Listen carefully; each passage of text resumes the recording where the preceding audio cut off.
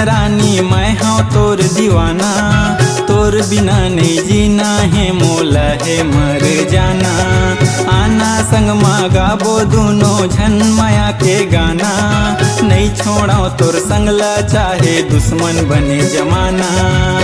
आँखी ले आँखी इजहार होगे, मिले बर दिल बेकरार होगे।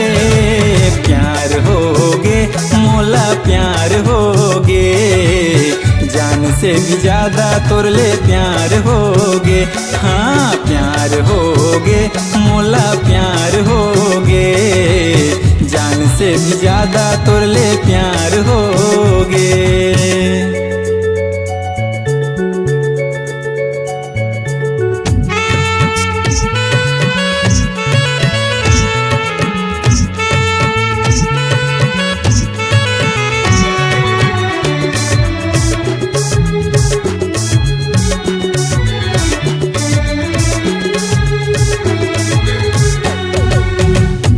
नहीं भुलावे रानी पहली मुलाकात है, मुचमुचा के कैसे मोला देखे रानी तैं है। मुचमुचा के कैसे मोला देखे रानी तैं है।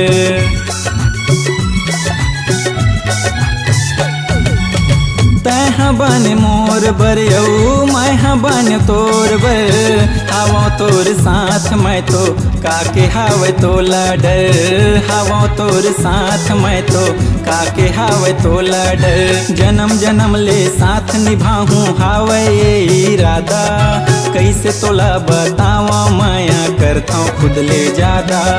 झन छोड़बे मोर साथ कभू झन कर ले ना गोरी वादा, मैं बनहूँ तोर श्याम रानी बन जाना मोर राधा।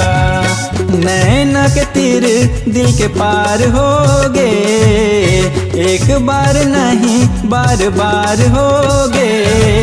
प्यार होगे मोला प्यार होगे, जान से भी ज्यादा तोर ले प्यार होगे।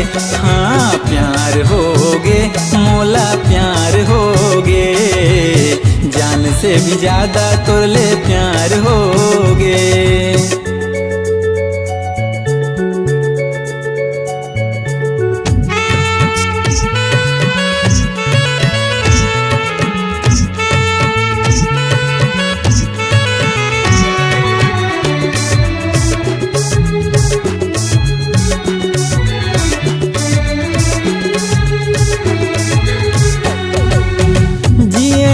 सकूं तोर बिन मैं हमर जाहूँ वो, अब तो तोर संग माँ जिंदगी पहाहूँ वो।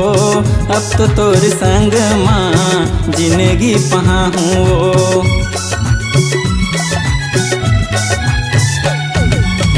तोर दुआरी माँ बारात लेके आहूँ वो, दुल्हन बना के तोला संग माल जाहूँ वो। दुल्हन बना के तोला संग माल जाहूँ वो। करबो अंजोर हमर जिंदगी ला बन के दिया ओ बाती, तही हमोर जिंदगी सजनी तही है जीवन साथी। सुरता थे संझा बिहनिया ओ बेरा के पहाती, नहीं देखा जब तोला ता धक धक करते मोर छाती। मोर जिंदगी के तय हसार होगे, अजला तोर इंतजार होगे। प्यार होगे मोला प्यार होगे, जान से भी ज्यादा तोर ले प्यार होगे। हाँ प्यार होगे मोला प्यार होगे, जान से भी ज्यादा तोर ले प्यार होगे। प्यार होगे मोला प्यार होगे, जान से भी ज्यादा तोर ले प्यार होगे। हाँ प्यार होगे मोला प्यार होगे, जान से भी ज्यादा तोर ले प्यार हो।